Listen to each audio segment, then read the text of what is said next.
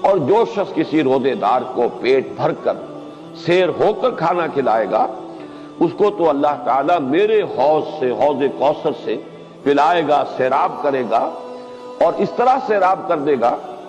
کہ پھر جب تک وہ جنت میں داخل نہیں ہو جائے گا اسے پیاس کا احساس نہیں ہوگا۔